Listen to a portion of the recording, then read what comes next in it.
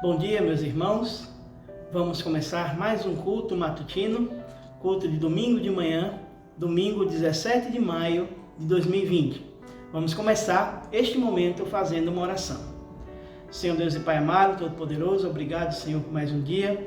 Obrigado por esse momento, obrigado, Santo Deus, por esse culto online que nós estamos realizando agora, prestando a Ti, Santo Deus, o mesmo culto, com a diferença de que agora estamos no vídeo. Ó Pai amado, recebe o nosso louvor, recebe a nossa gratidão, que possamos, Senhor, ser edificados, tanto nos louvores, como também na mensagem de logo mais. Obrigado por tudo, em nome de Jesus, amém.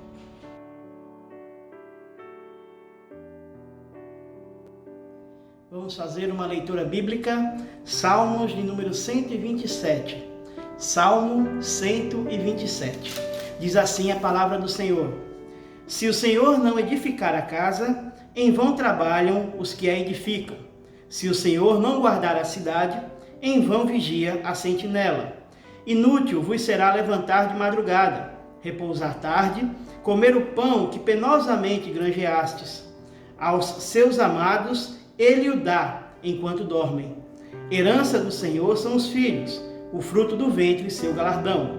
Como flechas na mão do guerreiro, assim os filhos da mocidade. Feliz o homem que enche deles a sua aljava, não será envergonhado, quando pleitear com os inimigos à porta. Lemos Salmos 127. Vamos todos recitar juntos, cada um no seu lar, o tema e a divisa. Vamos lá? Tema: discernindo o tempo. A nossa divisa: Romanos 13, 11a, b. E digo isto a vós outros que conheceis o tempo. Já é hora de vos despertardes do sono. Vamos começar agora o nosso tempo de louvor. Vamos cantar em atitude de oração o hino de número 125, Redenção.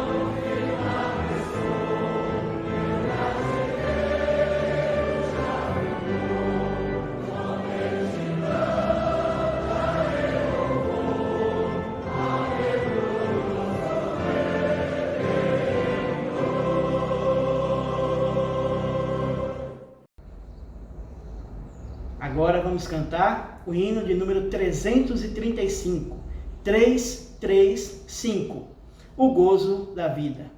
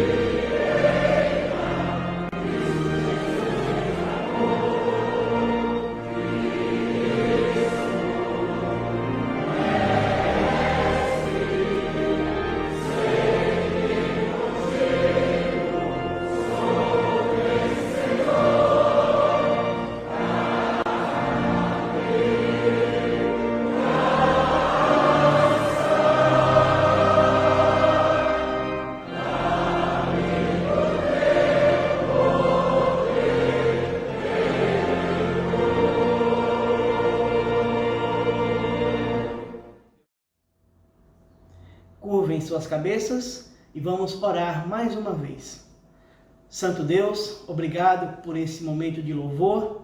Obrigado, ó Pai, porque nós podemos te engrandecer, te louvar, levantar as nossas vozes a Ti, Santo Deus. Muito obrigado, porque só Tu nos oferece a salvação, ó Pai, e por isso nós te somos muito gratos. Nós te somos gratos também porque o Senhor cuida de nós, mesmo neste momento de pandemia, mesmo neste momento de isolamento social. Ainda assim, ó Pai amado, o Senhor tem cuidado de nós. Nós te somos muito gratos por isso. Pedimos a Tua proteção, pedimos a Tua ajuda, Pai, para que esse momento possa ser resolvido. Obrigado, Santo Deus, porque o Senhor nos ama. Em nome de Jesus, amém. Vamos fazer mais uma leitura bíblica. Dessa vez, vamos para Romanos, capítulo 8, versos do 31 ao 39. Acompanhe comigo em suas Bíblias. Romanos 8, 31 a 39. As provas e a certeza do amor de Deus. Começa assim: que diremos, pois, à vista destas coisas? Se Deus é por nós, quem será contra nós? Aquele que não poupou seu próprio filho, antes por todos o entregou, porventura não nos dará graciosamente com ele todas as coisas? Quem tentará acusação contra os eleitos de Deus? É Deus quem os justifica. Quem os condenará? É Cristo Jesus quem morreu, ou antes, quem ressuscitou, o qual está à direita de Deus e também intercede por nós. Quem nos separará do amor de Cristo? Será tribulação, ou angústia, ou perseguição, ou fome, ou nudez, ou perigo, ou espada? Como está escrito, por amor de ti somos entregues à morte o dia todo. Fomos considerados como ovelhas para o matadouro. Em todas essas coisas, porém, somos mais que vencedores, por meio daquele que nos amou. Porque eu estou bem certo de que nem a morte, nem a vida, nem os anjos, nem os principados, nem as coisas do presente, nem do porvir, nem os poderes, nem a altura, nem a profundidade, nem qualquer outra criatura poderá separar-nos do amor de Deus, que está em Cristo Jesus, nosso Senhor. Vamos entoar o último cântico antes da mensagem, já preparando os nossos corações para a mensagem de logo mais. Hino Corajosos.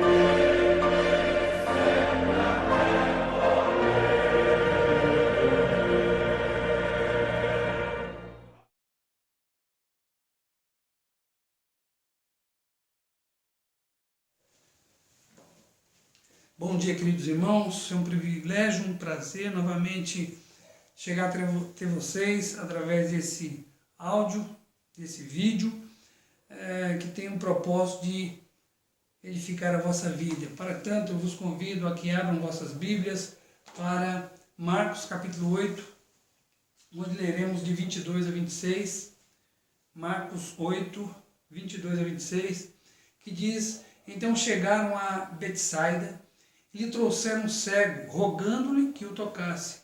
Jesus, tomando o cego pela mão, levou para fora da aldeia e, aplicando-lhe saliva aos olhos, impondo-lhe as mãos, perguntou-lhe: Vês alguma coisa? Este, recobrando a vista, respondeu: Vejo os homens, porque como árvores os vejo andando. Então, novamente lhe pôs as mãos nos olhos, e ele, passando a ver claramente, ficou restabelecido, e tudo distinguia de modo perfeito. E mandou Jesus embora para casa, recomendando-lhe: não entres na aldeia. Queridos, vamos orar. Deus nosso Pai, somos gratos a Ti, ó Pai, por mais essa oportunidade, onde, ó Deus, podemos falar da Tua palavra para o Teu povo. Ó Deus, nós queremos Te pedir que nos ajude a que essa palavra, ó Deus, seja compreendida. E que, ó Deus, essa palavra compreendida também possa ser aplicada na vida de cada um de nós. Nos ajude, dependemos de Ti, Pai. Nós queremos ir além da letra e extrair, ó Pai, lições que possam, ó Deus, falar às nossas almas. Lições, ó Pai, que possam transformar as nossas vidas para a honra, glória e louvor do Teu santo nome. Amém. Em nome de Jesus. Amém. Queridos, o tema que dei a essa homilia, a homilia dessa manhã é do lado de cá da vida. Queridos, é legítimo entender que mesmo vivendo do lado de cá da vida, já devemos e podemos desfrutar de antegozos do céu. Muitos privilégios que já podemos desfrutar aqui e agora nos remete para o nosso eterno lar. Como, por exemplo, não é? A comunhão com o Senhor, a comunhão uns com os outros, a comunhão com nossos irmãos, o culto e o louvor que prestamos a Deus, o vivermos sobre a palavra de Deus ou sob a palavra de Deus, o sermos separados ou santos, a alegria, a paz interior e por aí vai. Eu acredito que esses e outros privilégios são antegozos do céu. Eles falam do céu, eles apontam para o céu, eles pertencem ao céu. No entanto, nós ainda estamos do lado de cada vida. E nessa condição, ainda temos que enfrentar muitos desafios. Desafios ligados com as tendências da nossa velha natureza pecaminosa, que ainda habita em nós. Deveria nos servir de consolo, ainda que não de conformação, o fato de ainda sermos uma obra inacabada. Falando aos crentes de Filipos, lá em Filipenses 1,6, Paulo disse, tendo por certo isso mesmo, que aquele que em vós começou a boa obra, a aperfeiçoará até o dia de Cristo Jesus. Queridos, ainda faltam muitas coisas a serem retiradas da nossa vida. Ainda faltam muitas coisas a serem acrescentadas em nossa vida. Mas nós podemos ter a certeza de que há uma obra ininterrupta sendo realizada em nós, dia e noite, noite e dia, sábado, domingo, feriado, em todo momento. O Espírito Santo de Deus está trabalhando em nosso ser. Porque Jesus Cristo nos apresentará perfeitos diante do Pai. Queridos, pena que alguns parecem querer transformar esses antegozos do céu em simples bem-estar físico ou material, ignorando que antes de ser glorificado, o Senhor Jesus Cristo não conheceu descanso, a não ser descanso da alma. Muito bem, como é sabido, Marcos escreveu seu evangelho primeiramente para os romanos. Quer dizer, os romanos eram seu público-alvo. Marcos, então, apresenta nosso Senhor para quem, né? Marcos apresenta nosso Senhor como servo perfeito. E como não poderia deixar de ser, no texto que nós lemos, no começo, nós encontramos esse servo perfeito em ação. Tudo se dá em Betsaida.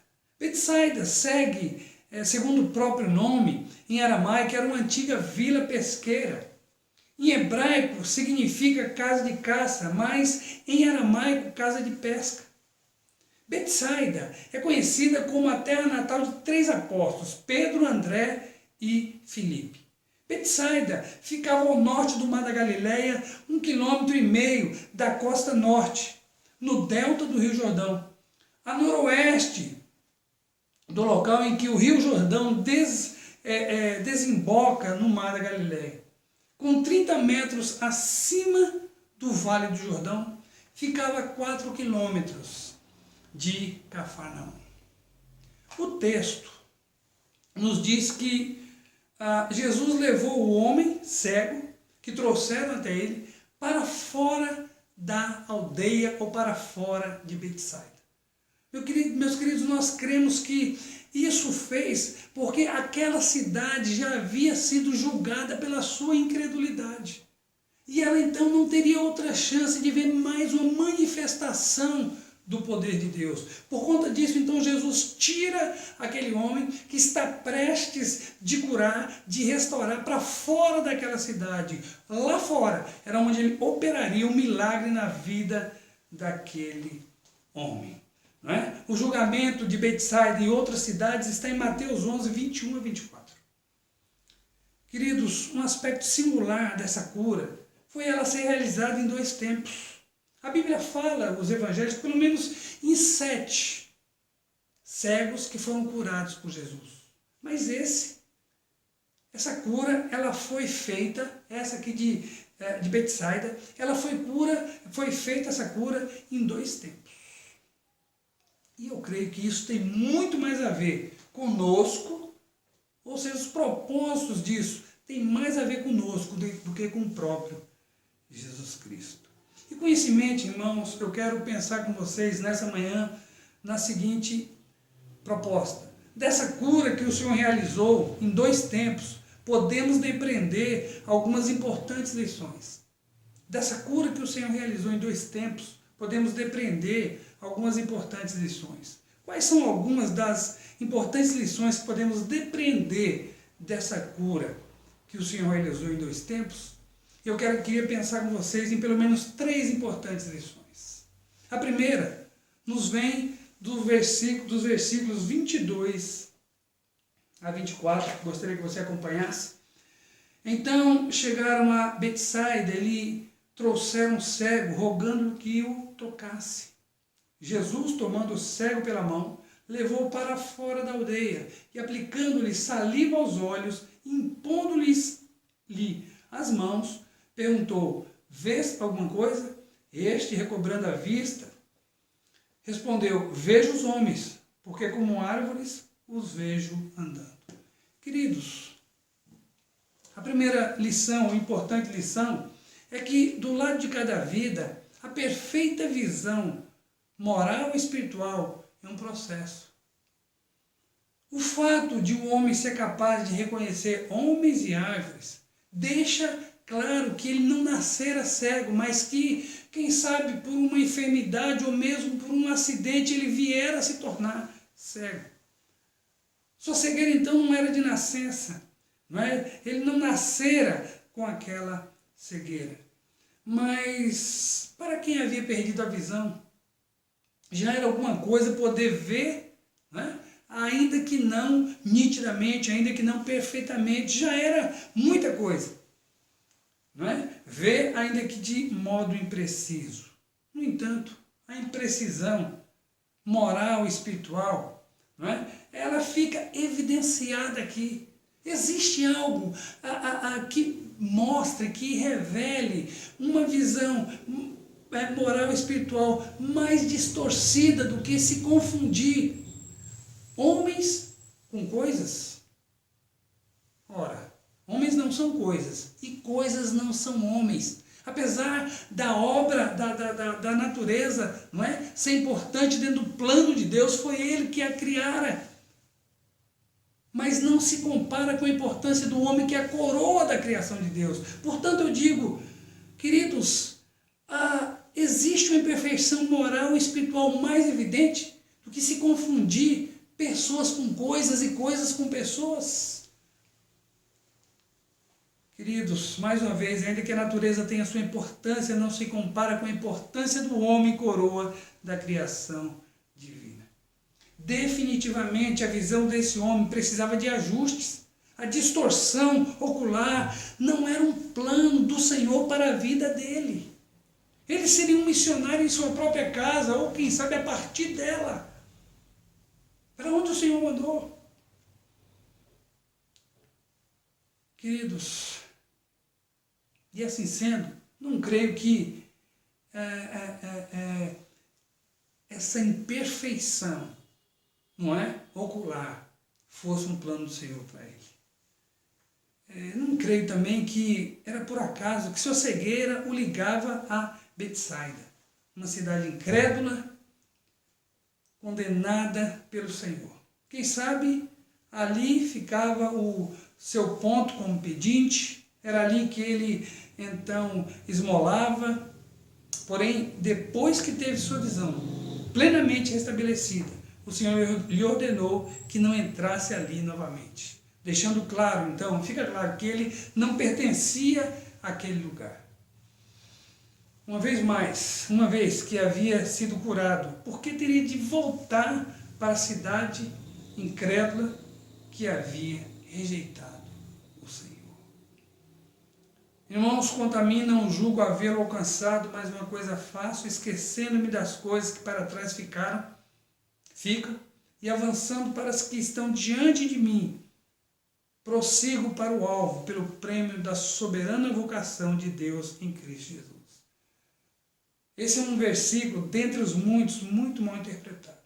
Esquecendo-me das coisas que para trás ficaram.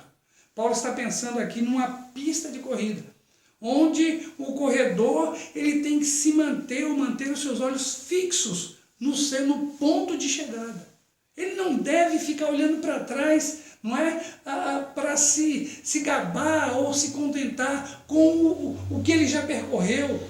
Isso pode levá-lo a perder tempo, mas os seus olhos devem estar fixos no ponto de chegada. Ou seja, Paulo se via como um corredor.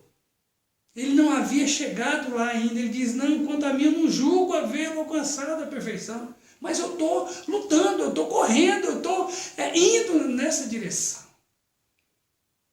Queridos, quando falamos que do lado de cada vida, a perfeita visão moral e espiritual é um processo, não estamos fazendo apologia a crentes carnais, que usam a imperfeição como pau de escora, como desculpa.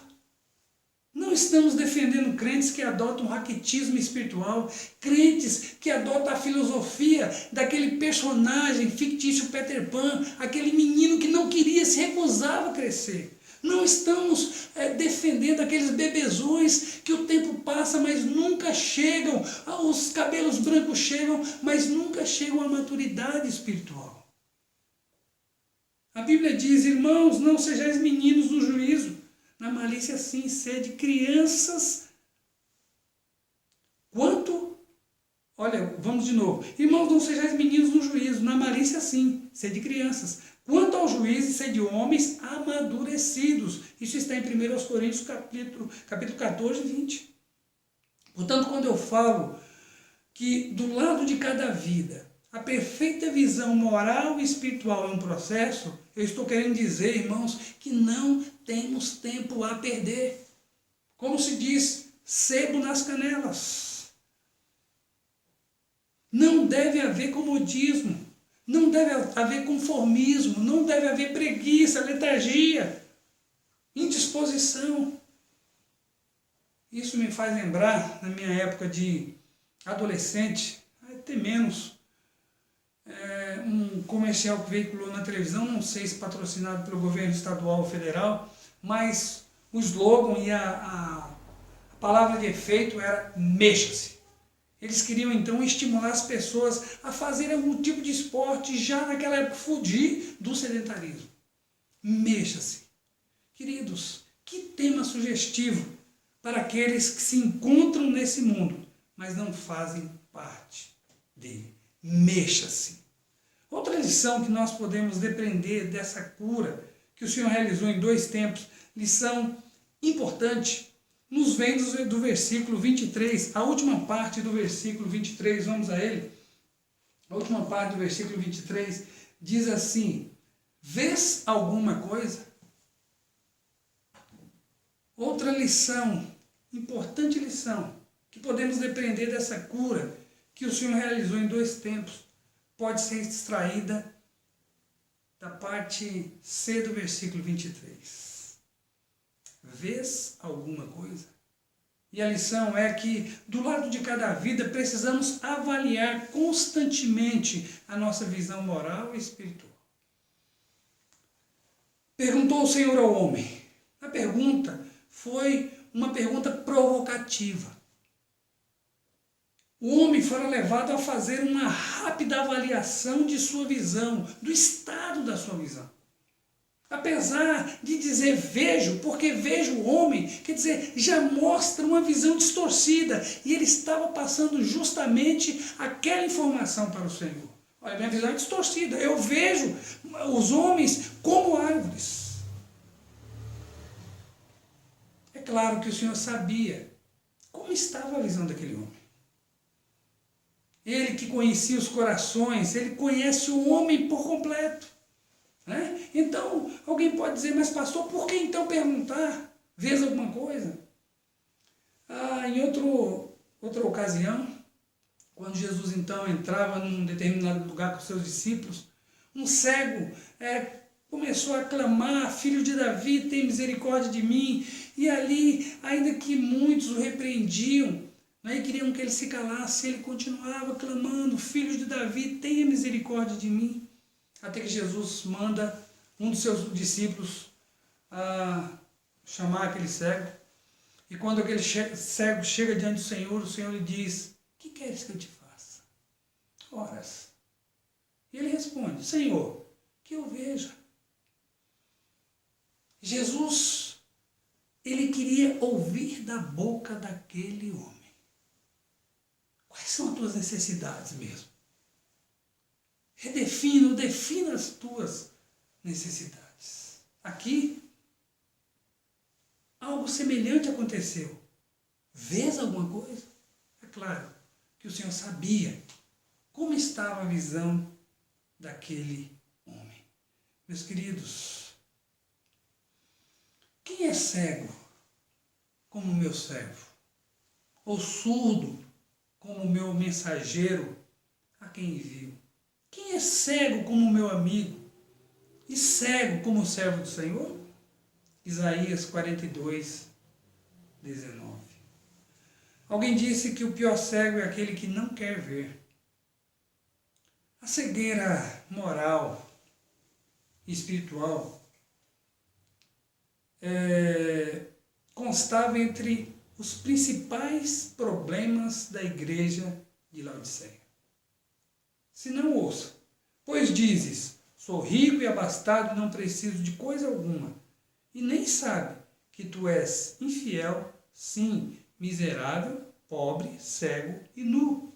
Aconselho-te que de mim compres ouro refinado pelo fogo, para te enriqueceres, vestiduras brancas para te vestires, a fim de que não seja manifesta a vergonha da tua nudez, e colírio para ungir os teus olhos, a fim de que vejas. Queridos, a coisa mais fácil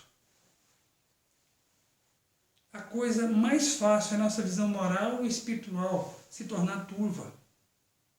Ou mesmo, em certo sentido, estarmos tão próximos do céu, tendo uma visão conflitante e distorcida em relação ao céu. Os judeus tiveram uma vida de privilégio. Eles receberam o prazer de serem portadores dos oráculos de Deus. E, posteriormente, eles receberam, foi deles que saiu o verbo da vida. Jesus era judeu. Olha o que diz, e o verbo se fez carne e habitou entre nós, e vimos a sua glória como a glória do unigênito do Pai, cheio de graça e de verdade. João 1,14. Queridos, estiveram tão perto em certo sentido, mas tão distante em outro sentido. Estiveram tão perto, mas os seus olhos não conseguiam enxergar. E é por isso que são lembrados quando Jesus olha para Jerusalém, chora e diz, se conheceras, se soubesses, mas agora está oculto aos teus olhos. Queridos, quantos nesse momento estão vivendo esse conflito? De certa forma, estão perto, São crentes, professores, são membros de uma igreja, recebem ensinos bíblicos, fazem parte da comunhão, são até líderes. No entanto, a sua visão, pouco ou nada, reflete os valores celestiais. Sua fé é morta. Tiago 2,17. Se alguns precisam ir constantemente, não é, pelo menos 2 vezes por ano, no oftalmologista, para fazer uma avaliação da saúde dos seus olhos, todos os crentes precisam constantemente aferirem a sua visão, permitir que o Senhor, via Bíblia Sagrada, faça uma avaliação da sua visão moral e espiritual. Como é que está a tua visão, será? O que você vê? Vês alguma coisa? O que você vê? A Jeremias foi perguntado, o que vê, Jeremias? Viste bem, disse o Senhor. Queridos, outra lição que podemos depreender dessa cura que o Senhor realizou em 2 tempos. Lição importante que podemos depreender dessa cura que o Senhor realizou em 2 tempos. Pode ser extraída do versículo 25 e 26. Vamos a eles. Então, novamente, lhe pôs as mãos nos olhos e ele, passando a ver claramente, ficou restabelecido. E tudo distinguia de modo perfeito. E mandou Jesus embora para casa, recomendando-lhe, não entres na aldeia. Outra importante lição que nós podemos depreender dessa cura que o Senhor realizou em 2 tempos é a seguinte: do lado de cada vida precisamos permitir que o Senhor mexa com a nossa visão moral e espiritual. O Senhor disse à igreja de Laodiceia, aconselho-te. Poderia ser traduzido como exorto-te. Aqueles crentes precisavam permitir que o Senhor mexesse com a visão moral e espiritual deles. Caso contrário, continuariam numa terrível situação espiritual. Da mesma forma, um homem dessa narrativa teria que permitir que o Senhor fizesse uma nova intervenção em sua visão, em seus olhos, para que o problema fosse corrigido. Feito isso, Jesus ordena e não simplesmente aconselha que o homem não volte à cidade. É como se dissesse, Betsaida não é mais o teu lugar. Não tem mais nada a ver com você. Vai para a tua casa. Quando Jesus lavou os pés dos discípulos, queria, na verdade, mexer com a visão deles. A lição implícita era, para ser um líder, uma pessoa deve ser um servo. Agora, ver seu mestre se comportar como um escravo deve ter mexido com a cabeça de Pedro. Pedro deve ter mexido com a cabeça de Pedro. Pedro então disse, nunca me lavarás os pés. Respondeu-lhe Jesus, se eu não te lavar, não tens parte comigo. Sem uma adequação de nossa visão, nossa relação com o Senhor fica comprometida. Então quer dizer que eu só preciso permitir que o Senhor mexa com a minha visão? É só isso, pastor. Deixa eu te falar uma coisa. Essa intervenção pode parecer mais simples do que na verdade é. Como vimos no caso de Pedro e da igreja de Laodiceia, existem sacrifícios envolvidos nessa ação e nós nem sempre estamos dispostos a fazê-los. Alguém disse, sacrifícios? Será que somos capazes? Deus pediu que Abraão sacrificasse seu único filho. É certo que o patriarca não precisou fazê-lo, mas só não fez porque o Senhor mesmo providenciou uma saída. Mas quando exige de nós alguns sacrifícios correcionais, não quer dizer que vai nos dar uma outra opção, ou que é uma opção. Não se trata de promover mudanças externas, e sim internas, que refletem no exterior. Certamente os crentes de Laodiceia precisavam permitir que o Senhor fizesse vários ajustes neles, os quais certamente não seriam fáceis de ser admitidos, difíceis. No entanto, sem essa intervenção, continuavam perto, em certo sentido, mas longe em outro. Queridos, como eu disse no início dessa homilia, dessa cura que o Senhor realizou, em 2 tempos, podemos depreender algumas importantes lições. A primeira importante lição é que do lado de cada vida, a perfeita visão moral e espiritual é um processo. Nós vamos, a Bíblia diz lá no Salmo que a vereda do justo é como a luz da aurora, vai brilhando cada vez mais. É assim. É dessa maneira que nós vamos a cada dia tendo a nossa visão ampliada. Não é algo que se consegue de uma vez por todas, mas nós vamos tendo a nossa visão a cada dia. Nossa visão espiritual a cada dia transformada pelo Senhor. É um processo. Essa é a primeira importante lição, mas a segunda importante lição é que do lado de cada vida precisamos avaliar constantemente a nossa visão moral e espiritual. Precisamos avaliar, precisamos nos aferir, precisamos avaliar a nossa visão à luz da palavra de Deus ou pela palavra de Deus. Vês alguma coisa? O que nós vemos? Como nós vemos? Como nós precisamos aferir? Como eu falei, nossa visão, a coisa mais fácil é a nossa visão, meus queridos, irmos perdendo a visão, ou a nossa visão, ir sendo ofuscada.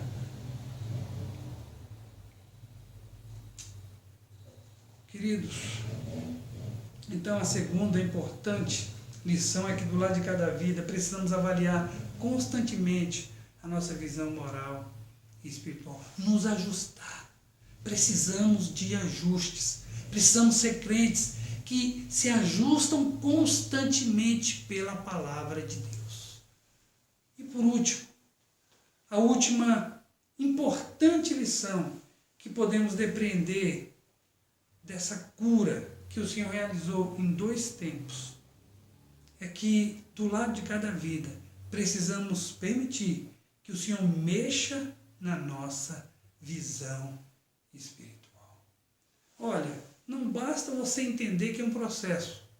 Não basta você avaliar a tua visão. Se você não se dobrar, não se render, se você não permitir que o Senhor, através do Espírito Santo, através das Escrituras, possam promover as mudanças que são necessárias. A Bíblia diz, se nós somos apenas ouvintes, nos enganamos a nós mesmos. Precisamos ser praticantes e não somente ouvintes da palavra. Irmãos, precisamos permitir que o Senhor mexa em nossa visão moral e espiritual, ajustando-a à sua visão. A visão de Deus. Pense nisso. Pense nisso. Mais uma vez, 3 lições nós podemos extrair, depreender desse texto. Do lado de cada vida, a perfeita visão moral e espiritual é um processo. Você não ainda chegou lá. Eu ainda não cheguei lá. Nosso papel é, a cada dia, galgar, a cada dia avançar, a cada dia, meus queridos, crescer na graça e no conhecimento do Senhor. Mais uma vez, do lado de cada vida, precisamos avaliar constantemente a nossa visão moral e espiritual. Como é a tua visão? Como está? Como está a saúde da tua visão moral e espiritual? Em que estado está a minha e a sua saúde moral e espiritual? E por último, a importante lição, do lado de cada vida, precisamos permitir que o Senhor mexa em nossa visão espiritual. Queridos, vamos orar. Ó Deus, nós te agradecemos por tua palavra. Porque, ó Deus, sabemos que ela é o teu poder. para transformar a nossa vida. Ó Deus, dá que o Teu Espírito Santo possa fazer com que essa palavra ache guarida em nossos corações. E assim possa promover as mudanças que Tu sabes que são tão necessárias, Pai. Sabemos, Pai, que sem essas mudanças constantes, vamos nos distanciar de Ti. E precisamos dessas mudanças. Dá que o Teu Espírito Santo toque nos nossos corações a cada dia e nos faça entender e empreender a Tua palavra. Nós oramos, confiados nos méritos do Senhor Jesus Cristo. Amém. Que Deus vos abençoe, meus queridos irmãos. Que Deus abençoe. Muito obrigado, pastor, pela mensagem, obrigado pela palavra, que todos nós possamos ser edificados e aplicar em nossas vidas. Vamos finalizar o nosso culto da manhã cantando o hino de número 151, Comunhão. E que essa comunhão, mesmo à distância, possa perdurar e permanecer em nossos corações. Hino de número 151.